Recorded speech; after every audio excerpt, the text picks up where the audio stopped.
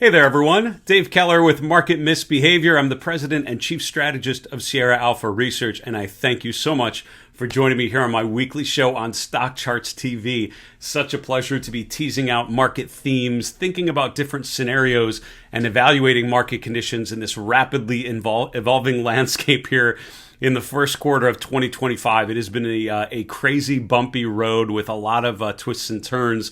But I would argue that now more than ever, charts can be so valuable in helping you understand what's happening. I find so often with investors, it's not about predicting the future. It's not about having this crystal ball and knowing what's going to come next. As you will maybe learn from today's exercise, none of us know what's going to happen next. But what is important is that we pay attention to what the markets are telling us. And that's where I find a lot of investors run into trouble. They just don't have a good market awareness. They don't have a good sense about what's happening around them as an investor. Now, over the years, I have learned the technical analysis toolkit. Over the years, I have learned through a platform like Stockcharts how easy it is to have a consistent process of market awareness, right? To go through a consistent set of charts and visualizations to help you understand what's happening, not just to analyze the markets at one given point, but to consistently do it, right? To understand how the markets evolve by looking at the same set of charts day in, day out, week in, week out, month in, month out. And over time, it's almost painfully clear when there's a rotation. And hopefully, if you've been following my work, you've been tracking this rotation from the strength into the end of last year, all the question marks that emerged in the fourth quarter of last year, how a lot of those question marks were, I think, sort of answered in a negative way at the beginning of this year, and then really the waterfall decline that we experienced from mid-February into mid-March. Now a bit of a counter trend bounce is what we're experiencing. So what are we going to do today on the show? What we're going to do is what I call probabilistic analysis, and that is the sort of official academic way of saying it's a choose-your-own adventure style discussion. This is an exercise that I started doing years ago when I worked for a big money management firm in Boston, and we would do, just basically think about different scenarios. All right, let's think about the really bullish scenario. What would things look like if things were just totally bulled up over the next 6 to 8 weeks? All right, what would the real bear scenario look like? And it was less to predict what was going to happen, right? Just to set the table for the discussion, we would have to think about a really optimistic, a really pessimistic scenario, some middle scenarios that were kind of optimistic and kind of pessimistic. And I found that exercise of just forcing yourself to get away from what you think is probably going to happen and force yourself to think about what could happen, think about possibilities. That's where you open your mind, and that's where it's so helpful to break away from preconceived biases, right? So often we run into what's called confirmation bias, which is where we make our decision and then we just gather evidence to support that decision we're already making. This is rotating that and pivoting, reversing that to more of an evidence-based process, right? We're going to gather evidence. We're going to think about how the evidence could evolve, and then start to make some assumptions about what we think is most likely. So here's how this works. If you've not seen one of these videos before, what we're going to do is take the Nasdaq 100 today, ticker QQQ. I'm going to outline for you 4 different scenarios of what could happen between now and mid-March and the end of April. So we're going out about 6 weeks. And we'll talk about 4 different scenarios from super bullish to super bearish, and we'll talk about what those could look like. Then what you do is watch the video, watch the scenarios, drop a comment below with a vote of which scenario you see as the most likely and why. Now, why is this called probabilistic analysis? Because it forces you to think of different scenarios. You think about which one you prefer is most likely, or which you identify as most likely. That's probably how your portfolio is going to be positioned right about now, right? You're positioned for what you think is going to happen. But don't forget the benefits. Don't lose the benefits of thinking about those different other scenarios, because if one of those other 3 scenarios actually plays out, you will not be surprised, because at least you've already thought about what those could actually look like. Before we get to the 4 scenarios to think about today, I want to take you back a little bit to mid-December, which was the last time we did one of these videos. I actually did it on my YouTube channel called Market Misbehavior. So if you really want to follow my work in more detail, follow me over there. That's where I do my market recap show and my podcast as well. But this is the chart that we actually shared, and little did we know that was actually at the top. It's basically at the December peak. We ended up releasing this video. It was on December 13th, and we outlined 4 different potential scenarios. The super bullish scenario basically had us continuing higher really essentially continuing the pace that we experienced off of the August low. The mildly bullish scenario number 2 was sort of a slowing of the pace, but still making new all-time highs by the end of January. Scenario 3, which as you can see pretty much played out almost perfectly, was the mildly bearish scenario. Basically that was the peak for now. We probably have a bit of a pullback before we see what happens next. And then a very bearish scenario, which had us retracing over 61.8% of that last uptrend swing from September to the December peak, and had us down to around 465. So look at what actually played out. Scenario 3 was pretty much spot on. And what's helpful about this, if you think about what we did, as the market's making new all-time highs, and everyone, it felt like, was pretty bullish in mid-December, we sort of said, hold on, what would a mildly bearish scenario look like? This could be the top. What would it look like? And by thinking about it, we weren't surprised when that actually played out, because we thought, wow, we'd already sort of laid out, this is what would happen, this is what would probably break down, this is where we would see some potential weakness. And sure enough, it played out. At the very beginning, it actually looked like scenario 4 was going to play out, but then we bounced up enough that scenario 3 was there. What's so funny is if you look at literally where I had this arrow pointed going into the end of January, it's right around 465, which was the very bearish scenario from that December peak. Now, of course, we ended up making a new high, but look at where we ended up about 6 weeks after that point. We actually eventually did make it to the low projected by scenario 4. We just had a nice bounce in mid-February before we eventually got there.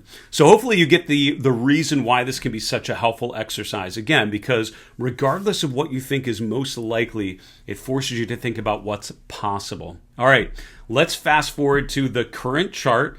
Here's the Nasdaq 100. We're currently having a pretty nice Monday so far. Up, let's see. We're up pretty decent here so far. The Nasdaq 100 currently up about 1.1%. It looks like intraday, so we're kind of following through from Friday's rally, which is kind of a nice follow through. What's interesting is we're literally right at the midpoint. We're almost right at the 50% level. If you take the August 24 low and the December 24 high, I'm considering the February peak as just a brief overshoot, like a retest and kind of a double top pattern before we sold off. So I'm not really using that eventual high. I'm using this December peak because I think that's the best one to sort of give us a structure to what we've observed since then. And so here we are literally right at the midpoint of that framework. So it gives us a pretty good way to outline 4 potential scenarios. So let's talk them out here. The first one, the super bullish scenario number 1, would be the bounce that we've experienced over the last couple days basically continues. And the pace that we have off of the lows about a week ago continues to accelerate. And if you continue that pace, we literally draw a straight line from what we've experienced over the last week and just project that pace pretty consistently, that would get us up to retest the previous all-time high around 540 at the end of April. So the super bullish scenario means that the bounce that we're experiencing so far is not a dead cat bounce. It's actually the beginning of a major recovery. This ends up being a significant low that we just experienced, and that would make technical sense from a Fibonacci perspective, because if you take the August 24 low and the December 24 high, you pull back 61.8%, and that's literally almost exactly the low that we saw in March. So it's playing out very, very nicely in terms of the general structure here. So scenario 1 is basically we just take off from here and we just continue this pace. So what would that mean? Again, what would actually cause that scenario? That's what you want to think through. I mean, the uncertainty, the instability that we've been experiencing over the last 4 to 5 weeks has been a lot about tariffs, sudden news flow related to tariffs, unpredictability of the tariffs, and the market tends to like stability and predictability. We don't like when things are unstable or difficult to predict, and that is pretty much what the market felt like from mid-February to mid-March, and so that's what's really driven this sell-off, is a lot of the uncertainty about tariffs, what that could mean for inflation, what that could mean for consumer behavior.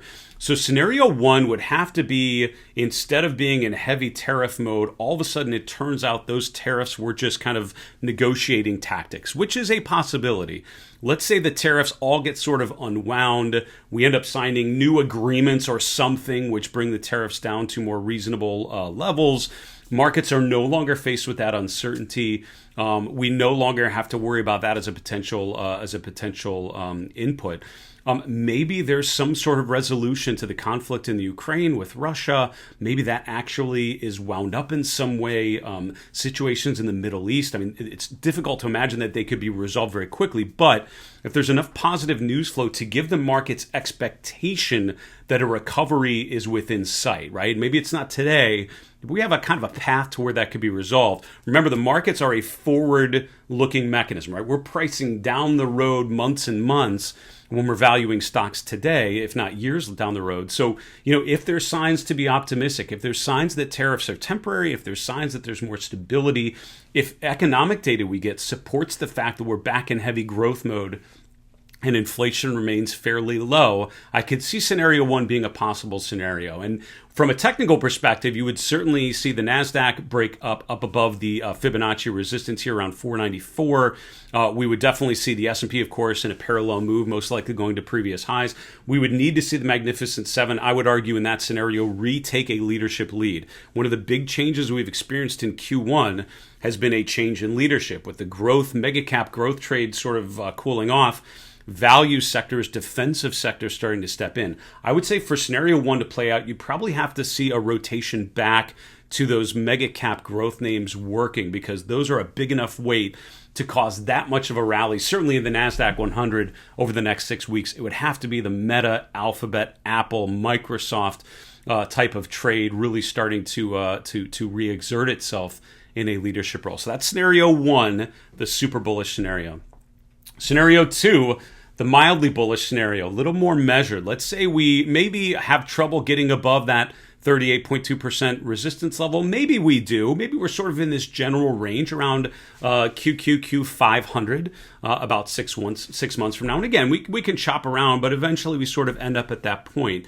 Think about what that would mean. Maybe that would mean no further negative sort of tariff-related headlines. Maybe this big Doge unwind of federal bureaucracy either starts to lighten up, or we get the sense that it's going to be less of a haphazard experience that we've probably, I would say we could probably fairly describe it as so far, which just feels aggressive and unpredictable. Maybe we get into more of a measured way of reducing the bureaucracy at the federal level.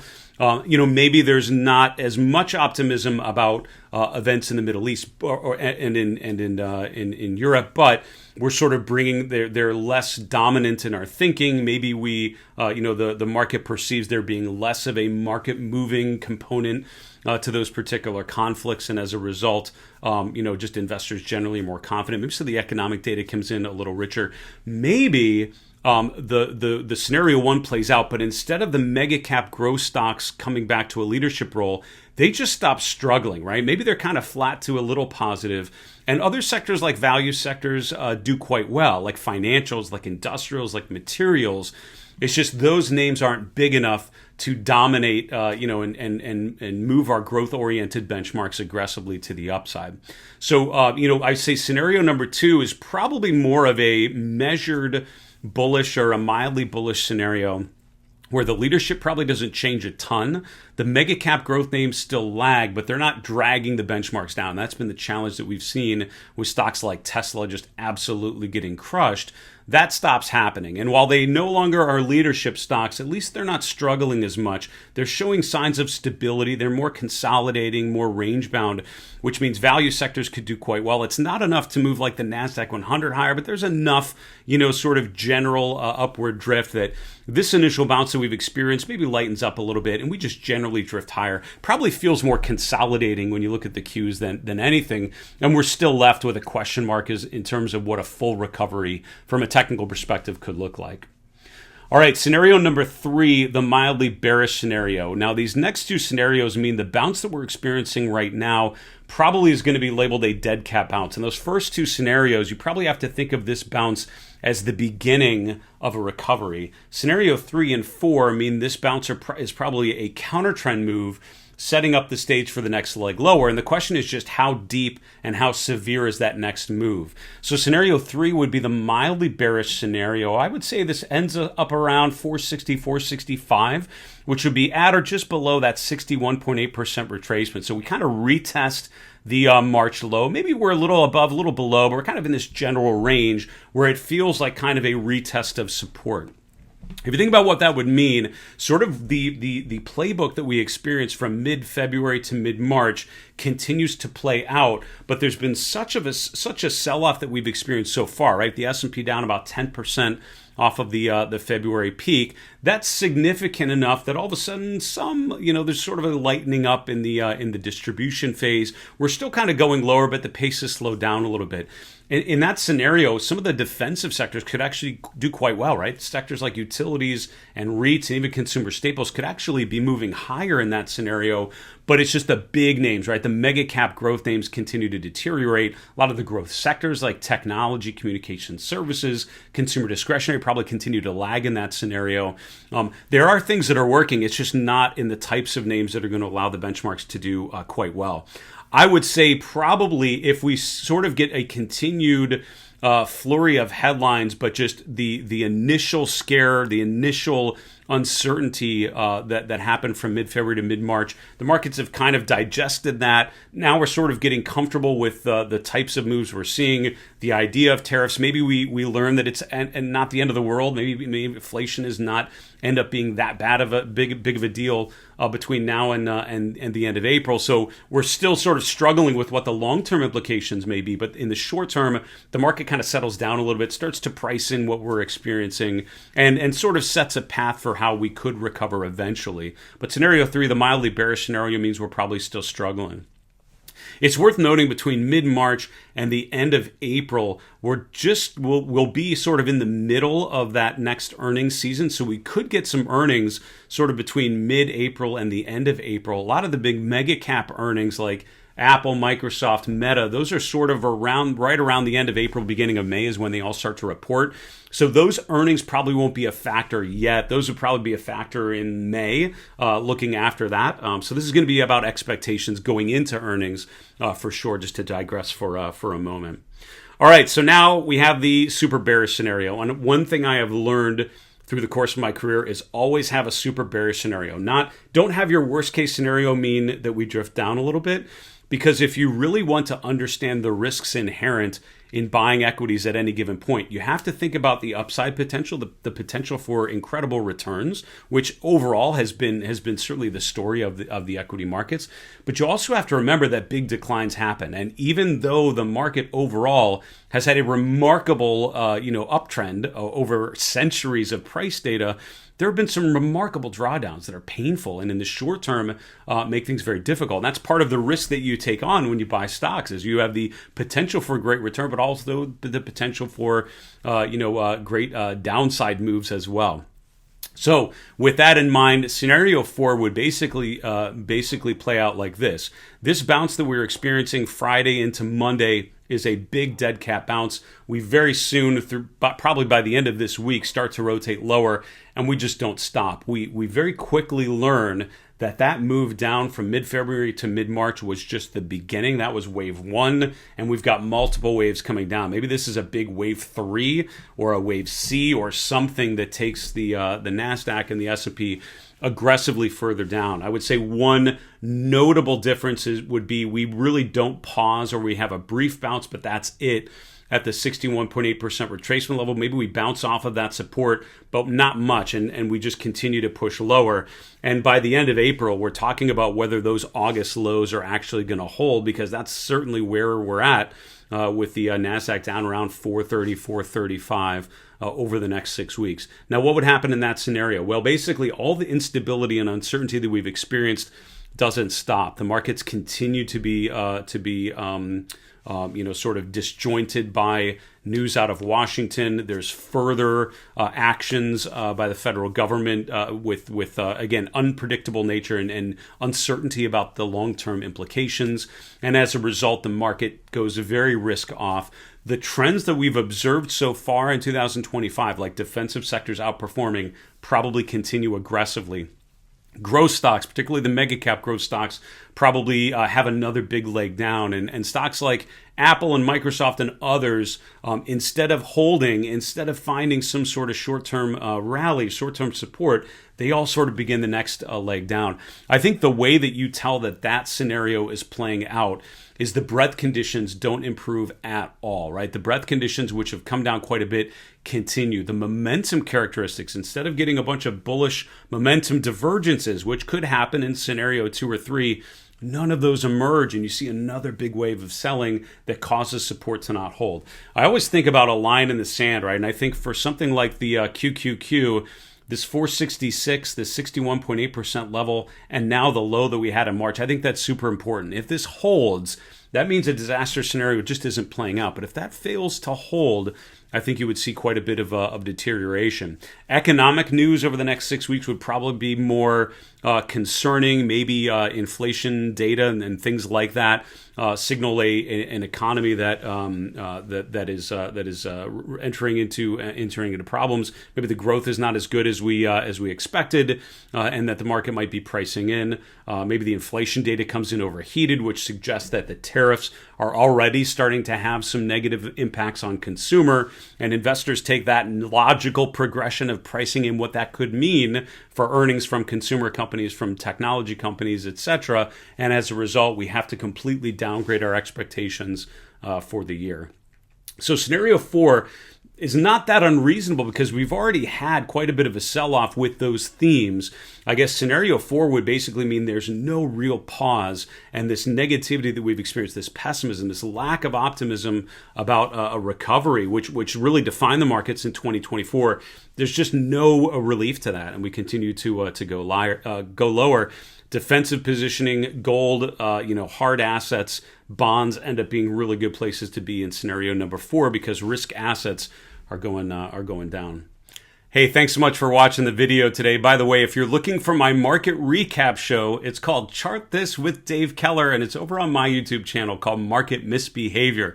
Every trading day after the close, we break down the market action, really focusing on the best practices of technical analysis, focusing on where opportunities have emerged, and thinking about what could come next based on our application of the technical analysis toolkit, more often than not, and most of the time using the Stockcharts platform to do so. So make sure you tune in live on my YouTube channel. We also live stream that market recap show on Facebook, on LinkedIn, and on X. So if you follow me on all the socials, you won't miss the next market recap show.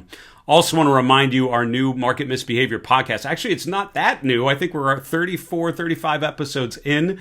We launched the podcast last fall, and it's been absolutely a pleasure to talk with some really knowledgeable market practitioners. 2 episodes we dropped in the last week. On March 12th, we released an episode with Ryan Redfern. Ryan is the Chief Investment Officer at Shadow Ridge Asset Management based in Austin, Texas. He's also the president of NAME, the National Association of Active Investment Managers. So we talked a little bit about the NAME Exposure Index, which is a sentiment indicator I often use in my work. He's a voter in that weekly survey of money managers, and also talked about the history of the sentiment indicator, how it relates to other sentiment gauges like the AAII survey. And I thought it was a really interesting discussion, particularly about how he was helping his clients navigate through a period of market uncertainty.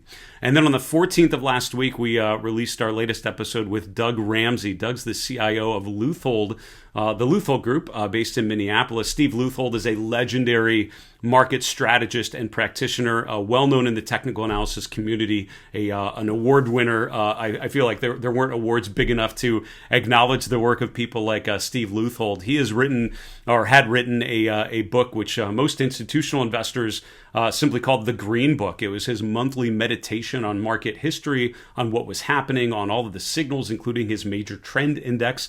Doug Ramsey has taken on a leadership role in the firm after Steve passed away years ago, and Doug is a fantastic fountain of market wisdom.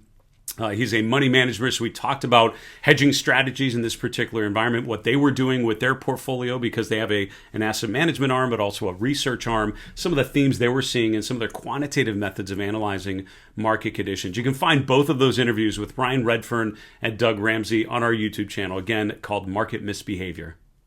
There you go. Those are your 4 potential scenarios. Scenario 1, the super bullish scenario, the Nasdaq 100 gets up to around 540 and retests the December and February highs. Scenario 2, the mildly bullish scenario, maybe we break above that 38.2% level, but the pace definitely slows and we end up around 500 on the Qs at the end of April. Scenario 3, the mildly bearish scenario, we push more to the lower end of this Fibonacci range. We're down around 460, 465, maybe testing the March lows, testing that 61.8% level. Maybe we're right about there and wondering whether that will eventually hold. Scenario 4, the super bearish scenario, we accelerate and this bounce is a dead cat bounce before the next big leg lower. Which of those scenarios do you see as most likely and why? Make sure you drop a comment below. Let me know your vote and why you think so. Also, don't be afraid after you vote. Vote first, but after you vote, check out some of the other comments. One of the things I've learned, having done a number of these over the years,